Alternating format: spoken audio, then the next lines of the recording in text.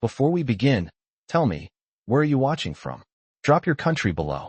And if you believe truth doesn't always live in evidence, stay with me. Because this story was never supposed to be solved. The first snow of November drifted across the parking lot in slow silence. Officer Graham Sullivan stood beside his aging pickup truck and watched white flakes gather on the cracked asphalt. Retirement had been strange. For 32 years, every morning had started with a radio call, a report, a problem waiting to be solved. Now his days began with coffee, quiet streets, and more silence than he knew what to do with. The shelter sat on the edge of town, about 12 kilometers outside Red Deer. Graham had driven past it dozens of times over the years without stopping. Today was different. Maybe it was the weather. Maybe it was the loneliness he refused to admit existed. Or maybe it was something else entirely. The bell above the shelter door rattled softly as he stepped inside. Warm air carried the scent of disinfectant, old blankets, and wet fur. A young volunteer greeted him with a smile. Graham nodded politely and began walking past the kennels. Dogs barked. Some jumped against their gates. Others wagged their tails so hard their entire bodies shook. Families usually chose those dogs first. The energetic ones. The cheerful ones. The ones that looked ready for a new beginning. Then Graham reached the last kennel. And stopped. The German shepherd inside didn't bark. Didn't move. Didn't even stand. The dog simply watched him. Two amber eyes followed him through the wire fence. Calm. Steady. Almost familiar. A small card hung beside the enclosure. Koda, 11 years old. Retired K9. Needs special care. Graham felt something tighten in his chest. The dog's muzzle had turned gray. One ear carried an old scar. Arthritis made his movement slow. The volunteer appeared beside him. Most people don't even make it this far down the hallway, she said quietly. Graham kept looking at the dog. What happened to him? The volunteer glanced at the kennel. His handler passed away 2 years ago. Family couldn't keep him. He's been moved 3 times since then. Graham said nothing. Koda slowly rose to his feet. Every movement looked stiff. Careful. Measured. Yet there was dignity in the way he stood. Like a veteran officer putting on. A uniform one last time. Then something unexpected happened. Out of dozens of people moving through the shelter that afternoon, Koda walked directly to the fence where Graham stood. Not excited. Not desperate. Just certain. The old shepherd pressed his nose lightly against the wire. Graham extended a hand. Koda touched it once. Then sat down. The shelter seemed quieter after that. The barking faded into the background. Snow tapped gently against the windows. Somewhere deeper in the building, a radio played an old country song. Graham looked at the dog for a long moment. You remind me of someone, he finally said. Koda never looked away. An hour later, paperwork sat completed on the front desk. The volunteer handed Graham a leash. He's lucky you came today. Graham shook his head. Maybe I'm the lucky one. Outside, evening shadows stretched across the parking lot. Koda climbed into the truck slowly, settling into the passenger seat as though he had done it 100 times before. The heater hummed softly. Snowflakes drifted through the headlights. Graham pulled onto the highway. Beside him, Koda remained silent, watching the dark road ahead, watching something only he seemed to understand. And neither of them knew that before winter ended, that quiet drive home would lead them toward a mystery buried for 14 years beneath dust, forgotten reports, and a truth that someone had worked very hard to keep hidden. The house felt different with another heartbeat inside it. Graham had noticed that on the very first morning. The small bungalow sat near the northern edge of Red Deer, surrounded by bare poplar trees and long stretches of snow-covered ground. For years, the place had been quiet. Now there was the soft sound of paws crossing hardwood floors, the occasional shake of a collar, and the steady presence of a dog who seemed to be listening to things nobody else could hear. Koda adapted quickly. He learned the routine within days. Coffee at 6. Breakfast at 7. A short walk before the winter sun fully appeared above the horizon. Then long hours of silence. Yet something about the old German shepherd felt unusual. Graham could not explain it. Koda was calm. Disciplined. Observant. More observant than most people Graham had worked with during his career. Every room received the same careful inspection. Every window. Every door. Every shadow beyond the glass. It was not nervousness. It was habit. The kind of habit that never truly leaves a working dog. 5 days after bringing him home, Graham noticed the first sign. It happened just after sunset. Snow drifted lightly across the backyard. Temperatures had fallen to -12 degrees Celsius. Graham sat reading an old newspaper while Koda rested near the fireplace. Then the dog suddenly lifted his head. Completely still. His ears angled forward. His eyes focused toward the garage. Graham glanced outside. Nothing moved. The detached garage stood about 20 meters from the house. Its roof carried a layer of fresh snow. The windows were dark. "What is it?" Graham asked quietly. Koda remained frozen, listening. A full minute passed before he slowly lowered his head again. Graham dismissed it. The next evening, it happened again. Same time, same direction. The garage. This time Koda stood up. He walked to the back door and sat beside it. Waiting. Graham opened the door. Cold air rushed inside. Koda stepped onto the snow-covered deck and stared toward the garage. The old dog did not bark, did not growl. He simply watched. Graham followed him across the yard. Snow crunched beneath their boots and paws. Inside the garage, everything appeared normal. Shelves lined the walls. Old fishing gear sat untouched in the corner. Boxes filled with retirement clutter gathered dust beneath hanging tools. Nothing seemed out of place. Yet Koda refused to leave. The shepherd slowly moved through the building, nose close to the floor. Searching. Graham watched him circle the room twice before finally returning to the house. The pattern continued. Every evening. Same time. Same behavior. By the 8th day, Graham stopped calling it coincidence. Koda was focused on something. The question was what? On the 10th evening, the answer almost revealed itself. The wind howled outside. Snow rattled against the garage walls. Graham stood near a workbench while Koda investigated the far corner of the building. Then the dog suddenly froze.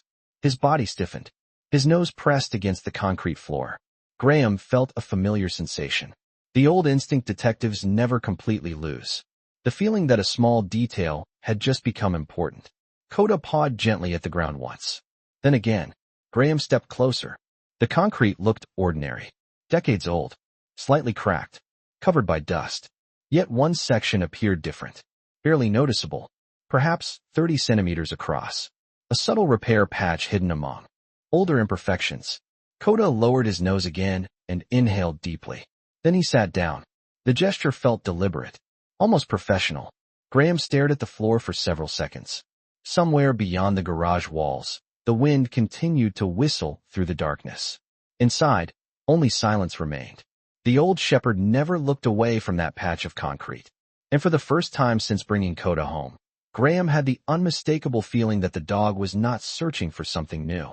He was searching for something he already knew was there. The next morning arrived beneath a pale gray sky. Graham barely touched his breakfast. The image of that repaired patch of concrete remained fixed in his mind. Across the kitchen, Koda lay quietly near the window.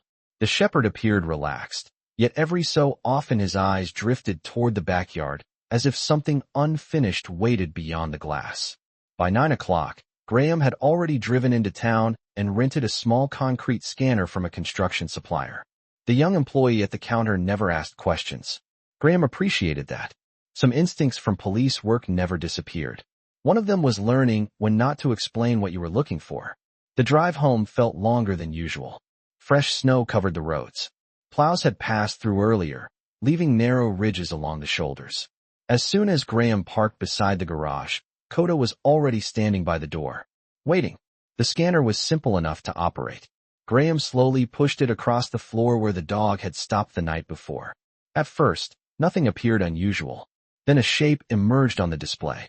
A rectangular void beneath the concrete. Not large. Roughly 60 centimeters long. 40 centimeters wide. Graham stared at the screen.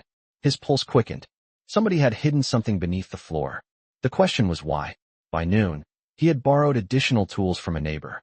The work proceeded slowly. Graham was careful. He had spent too many years handling evidence to rush into something like this. Dust filled the garage. The sharp scent of cut concrete drifted through the air. Koda remained nearby the entire time. Watching. Silent. Hours passed before the final section lifted free. Beneath it sat a small metal container. Weathered. Rusted. Sealed. Graham crouched beside it. For several moments neither man nor dog moved. The container looked old. Very old. The kind of storage box people used before digital records replaced paper files. Graham carefully opened the lid. Inside sat several items wrapped in plastic. a notebook, a handful of photographs, and a thick manila file. The moment he saw the file, something cold settled into his stomach. He recognized the format immediately. Police records. Official police records. Graham carried everything into the house. Snow continued falling outside while darkness slowly approached. The fireplace crackled softly. Koda settled near the living room rug. Graham spread the contents across the dining table. The notebook contained dates, addresses, names. Most meant nothing at first glance. The photographs were stranger. Buildings, vehicles, empty streets, seemingly ordinary locations. Then Graham opened the file. He froze. The cover displayed an old case number. Below it sat a faded stamp from Alberta Provincial Records. His eyes narrowed. He knew that number. Not because he had worked the case personally. Because every officer in the region remembered it. 14 years earlier, the disappearance of a municipal records supervisor had dominated headlines across central Alberta. Hundreds of leads had been investigated. Months of searching followed. Eventually, the investigation reached a conclusion. The case was closed. Officially solved. Graham remembered attending one of the final briefings before retirement planning began. Yet the file in front of him should not have existed. Every archived document from that investigation had been secured years ago. Graham slowly opened the first page. Koda immediately lifted his head. A photograph sat clipped inside. An image from the original investigation. The moment the shepherd saw it, he rose to his feet. His ears moved forward. His body became completely still. Graham watched the dog. Then he looked back at the photograph. For the first time since uncovering the hidden box, he realized something far more unsettling than buried evidence. Koda was not reacting to the container. He was reacting to a face inside the file. The photograph showed a group of people standing outside a municipal archives building. Nothing about it appeared remarkable at first glance. Winter coats, parked vehicles, a cloudy Alberta afternoon frozen in time. Yet Koda remained focused on one person near the edge of the image. Not the missing records supervisor. Not the investigators. Someone else. Graham lifted the photograph closer to the lamp. The picture had faded over the years, but the face was still visible. A woman, mid-40s, dark coat, standing near the entrance. As though she had wandered into the frame by accident. Graham searched through the file. Several pages later, he found her again. Another photograph. Different location. Same woman. His eyes narrowed. She was never mentioned in any report. No witness statement. No interview summary. No official record. Yet somehow she appeared in multiple images connected to the investigation. Koda stared at the photographs without blinking. The old shepherd's attention never shifted. Graham had learned enough about working dogs to trust patterns. Koda was identifying something important. The next morning, Graham drove to the public records office downtown. Snow covered the sidewalks. Holiday decorations had begun appearing in shop windows throughout the city. The cheerful displays felt strangely disconnected from the questions occupying his mind. Inside the records building, a retired badge still opened certain doors. Former officers were remembered, especially those who had spent decades solving difficult cases. Graham requested access to archived municipal directories from 14 years earlier. The search took hours. Names, addresses, employment records, hundreds of pages. Then he found her, Eleanor Walsh, administrative contractor, temporary assignment to municipal archives during the exact period of the original investigation. Graham copied everything he could legally access. One address immediately caught his attention. A small property outside Lacombe, nearly 40 kilometers north. The file showed no updates after the year of the case. No forwarding information. No employment records. Nothing. It was as though Eleanor Walsh had simply disappeared from public view. By late afternoon, Graham was back on Highway 2. Gray clouds hung low above the prairie. Koda sat quietly in the passenger seat, occasionally lifting his nose toward the heater vents. The road stretched through open farmland covered in snow. As the kilometers passed beneath the tires, Graham could not shake an uncomfortable thought. How could someone appear repeatedly inside an investigation and never be interviewed? Such omissions happened occasionally. Human error existed, but not repeatedly, not in a major case. The farmhouse sat alone at the end of a narrow gravel road. Time had not been kind to it.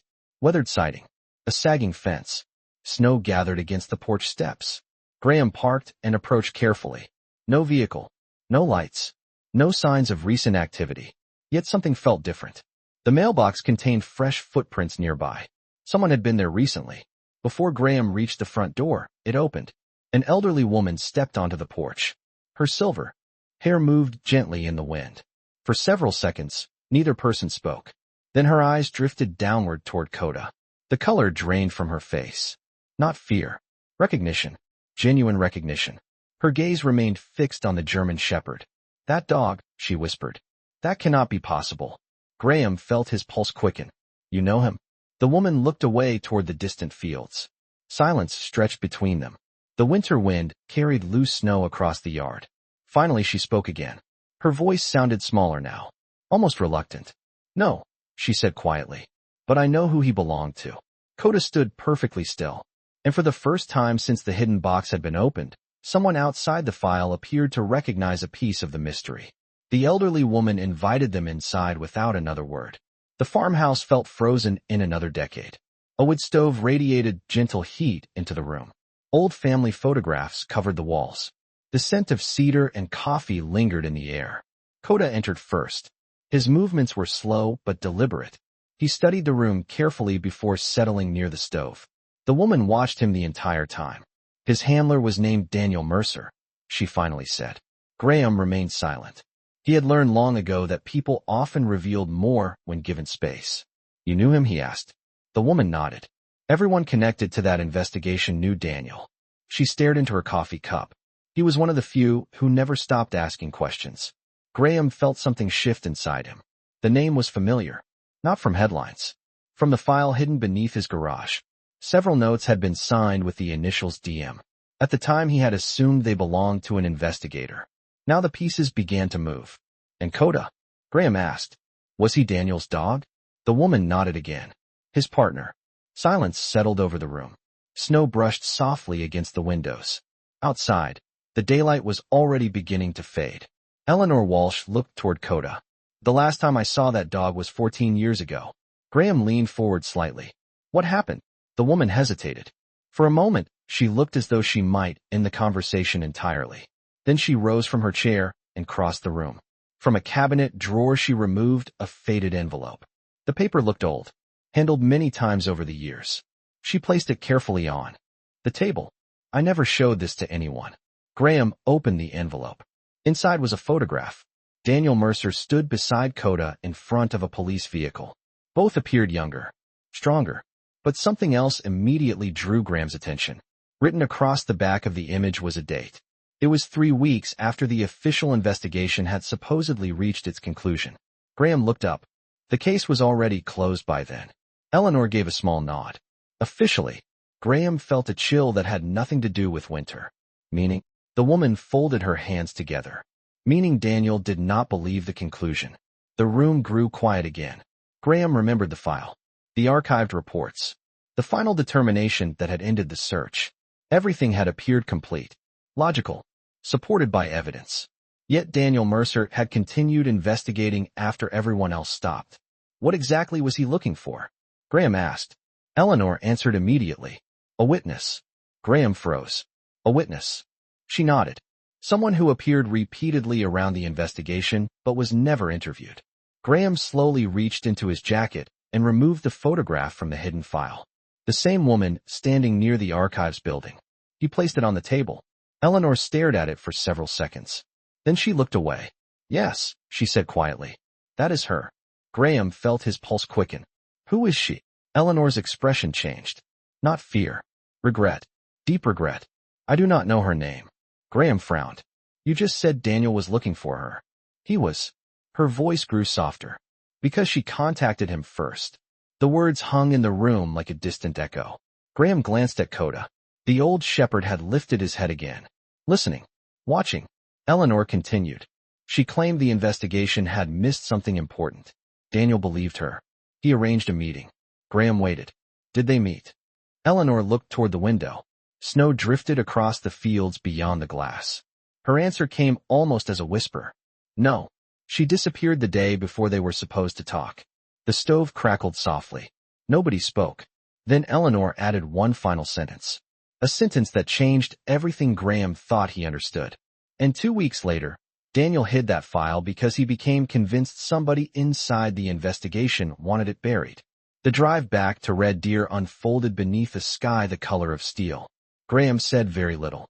Eleanor Walsh's words repeated endlessly in his mind. Somebody inside the investigation wanted the file buried. After more than 3 decades in law enforcement, Graham knew how serious that accusation was. Most investigations contained mistakes. Human beings made mistakes. But burying information was different. That required intention. Beside him, Koda rested quietly against the passenger door. The old shepherd appeared calm, yet every time Graham glanced over, he found those amber eyes open and watching the road ahead, as though the dog already knew where they needed to go next. That evening, Graham spread every document across his dining room table once again. The hidden file, Eleanor's photograph, Daniel Mercer's notes, the original reports. He worked until nearly midnight. Outside, snow drifted across the yard. Inside, only the ticking clock and the occasional crackle of the fireplace disturbed the silence. Then he found it, a small detail buried inside Daniel's handwritten notes. 1 line, 1 address, no explanation attached. Just a location written twice and underlined. An abandoned vehicle storage facility on the eastern edge of the city. Graham stared at the address. The location had never appeared in any official report connected to the case. Yet Daniel had returned to it repeatedly. The next morning, Graham drove there before sunrise. The facility sat behind a chain-link fence nearly 6 kilometers from downtown. Most of the property had been abandoned for years. Rusted gates, empty lots, weather-beaten structures slowly surrendering to time. Snow covered everything. Koda exited the truck slowly. The cold air carried the scent of frozen metal and old engine oil. Graham noticed the change immediately. The shepherd became alert, focused, purposeful, not excited, certain. Koda began moving toward one of the older storage buildings near the back of the property. Graham followed. The structure appeared forgotten. Dust coated the windows. Sections of siding had loosened over the years. Nobody seemed to have visited recently.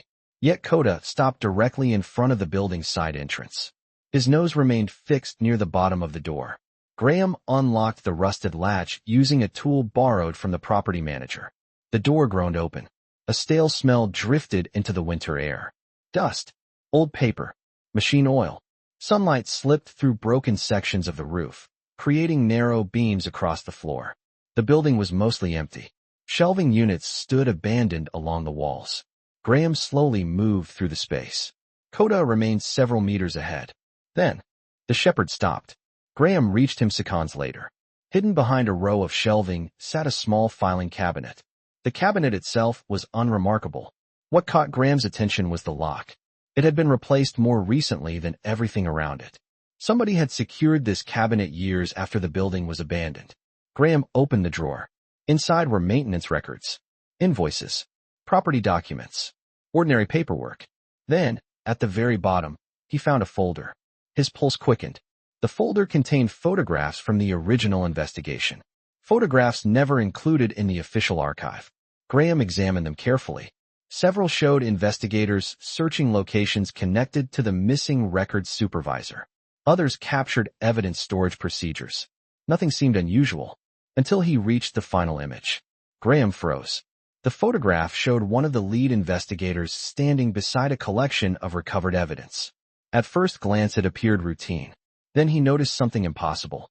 An evidence box visible in that photograph matched an item documented days later in the official timeline. Graham checked the dates again. Then again. The evidence had been photographed before it was supposedly discovered. Silence filled the building. Koda stared toward the image. Graham felt a chill spread through him. Not because the evidence was false. The box existed. The records confirmed that. The evidence itself was real. But the timeline was wrong. Carefully wrong. Deliberately wrong. And for the first time, Graham understood what Daniel Mercer had been trying to prove all those years ago. The evidence had always been correct.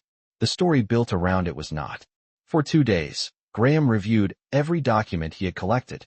The dining room table disappeared beneath photographs, timelines, property records, and handwritten notes left behind by Daniel Mercer. The deeper he looked, the stranger the investigation became. Every major piece of evidence was real. Every document was authentic. Every witness statement existed exactly where it should have existed. Yet the sequence connecting those facts seemed increasingly unnatural.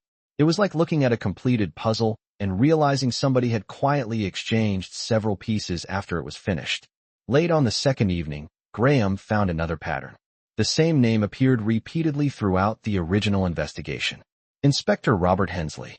14 years earlier, Hensley had supervised most of the major decisions after the disappearance of the municipal records supervisor.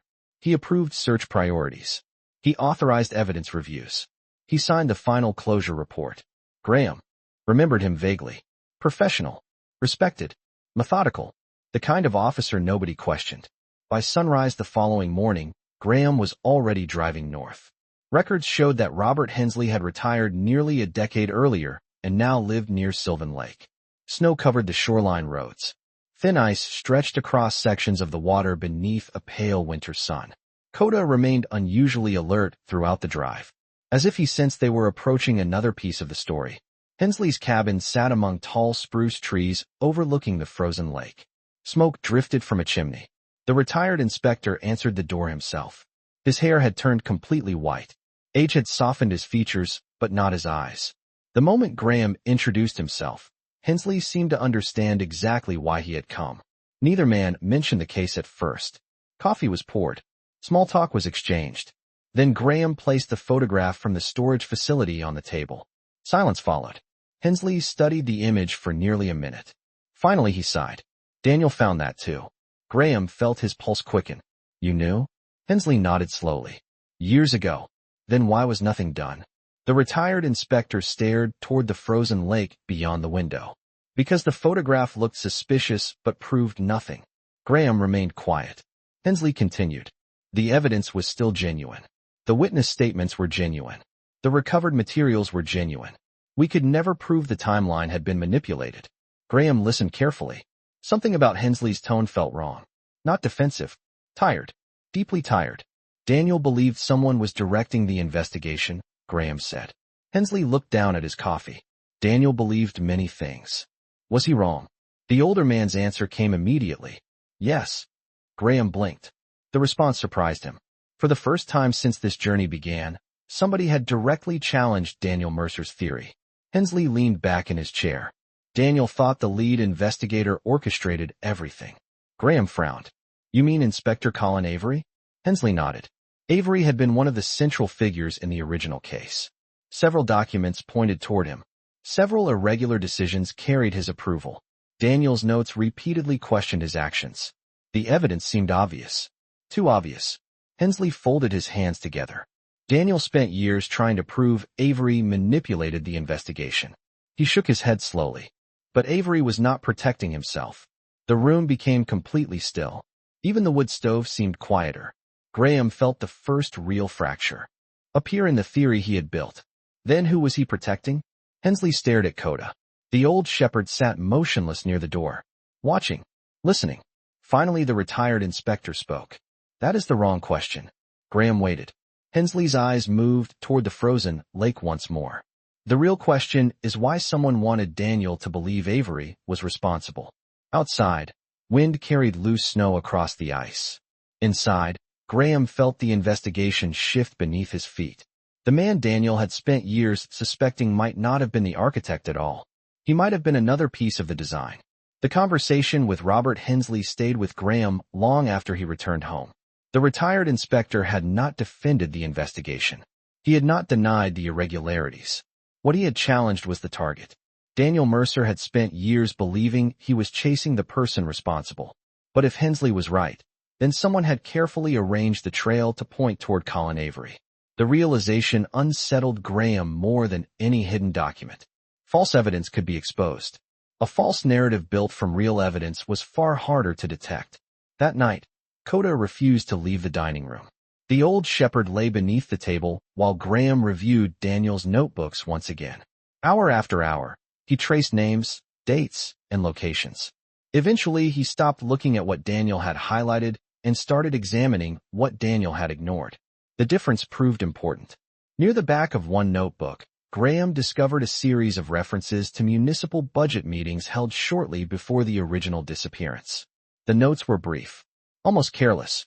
Yet the same name appeared 3 times. Victor Langford. Graham frowned. He knew the name. 14 years earlier, Langford had served as deputy city administrator. He was not a police officer, not an investigator, not a witness. According to every official record, he had no meaningful connection to the case, which made Daniel's repeated references even stranger. By morning, Graham had assembled a new timeline. The missing records supervisor had spent several weeks reviewing archived municipal contracts before disappearing. Those reviews overlapped with departments supervised by Langford. The connection was thin, circumstantial, but it existed. Graham drove to Edmonton later that afternoon. Public records filled an entire archive wing inside a government administration building.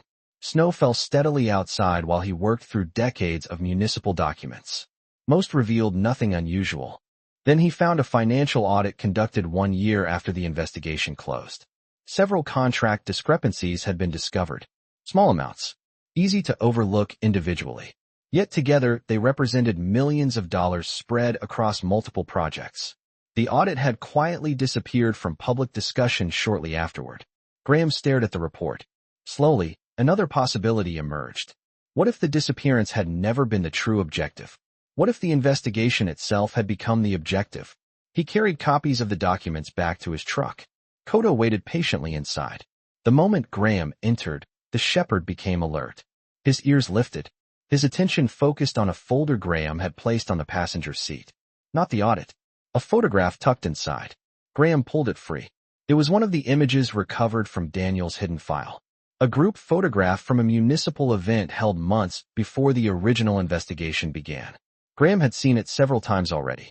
This time something changed. Koda stared directly at one person near the back of the crowd. Not Victor Langford. Not Daniel Mercer. Someone else. Graham looked closer. The face seemed familiar. Then he recognized it. Eleanor Walsh. But she was standing beside another individual. A man partially obscured by the crowd. Graham enlarged the image later that evening using digital software. The result was grainy but clear enough. The unidentified man wore an event badge. Graham zoomed in further. The printed name became visible. His stomach tightened. The badge belonged to an external consultant assigned to municipal records modernization 14 years earlier. The same period when the missing supervisor had been reviewing archived contracts. The same period when Eleanor first appeared around the investigation. And the consultant's surname was not unfamiliar. It matched the surname of the woman Daniel had spent years trying to locate. Suddenly the pieces shifted again. The missing witness was never the center of the mystery. She was connected to someone else. Someone positioned near the beginning of the story, not the end. Outside, winter darkness settled over the neighborhood. Inside, Koda remained focused on the photograph. And Graham finally understood the scale of the deception. The cold case had never been designed to hide a single event. It had been designed to bury an entirely different truth underneath it. The final pieces came together during the last week of December. Snow covered central Alberta beneath a blanket of white that seemed endless. Streets grew quieter. Offices closed for the holidays. Yet Graham worked longer hours than he had during most of his final years in uniform. Every document, every photograph, every note left behind by Daniel Mercer eventually pointed toward the same conclusion. The missing records supervisor had uncovered irregularities connected to municipal contracts. The consultant identified in the photograph had discovered the same pattern. The unidentified woman Daniel had spent years searching for was not a random witness. She was the consultant's sister. When concerns about the contracts emerged, both individuals attempted to raise questions through official channels. Shortly afterward, the disappearance occurred. Then came the investigation. Then came the story everyone accepted. The deeper Graham looked, the clearer the design became. The investigation had not hidden the facts. It had hidden the connections between the facts. Every critical document remained somewhere inside the record. Every major discovery existed. Nothing important had vanished. Instead, the information had been separated, scattered, and arranged so nobody could see the complete picture. It was not a cover-up in the traditional sense. It was something far more subtle. A maze built from truth. On a cold morning just before New Year's Day, Graham carried everything to a former colleague now assigned to Alberta's Historical Case Review Unit. No accusations. No theories. Only documents. photographs, timelines, verified records. Enough to justify reopening the file officially. The review process began quietly. No headlines appeared. No public announcements followed. Graham never expected them to. Real investigations rarely resembled television. Most unfolded inside conference rooms beneath fluorescent lights. Most ended with paperwork rather than dramatic confrontations. Weeks later, a call finally arrived. Several records connected to the original case would be re-examined. Additional interviews would be conducted. Archived materials would receive independent review. It was not a victory. Not yet. But it was movement. More movement than the case had seen in 14 years. That evening, Graham sat alone in his living room. Outside, snow drifted through the glow of a street lamp. The house felt peaceful, different from before. Koda rested near the fireplace. The old shepherd's muzzle had grown a little grayer since arriving. His movements remained slow. Age had not disappeared simply because a mystery had been solved. Graham looked toward the dog. "You knew, didn't you?" he said quietly. Koda lifted his head. His tail moved once against the floor. Graham smiled. The answer did not matter. Perhaps the shepherd remembered fragments from years earlier. Perhaps certain scents triggered old instincts. Or perhaps something deeper had guided him back toward Daniel Mercer's unfinished work. Graham would never know. Some truths remained beyond evidence. Late that night, he opened the final box recovered from beneath the garage floor.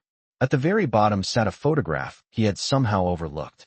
Daniel Mercer stood beside Koda beside a frozen Alberta roadway many years earlier.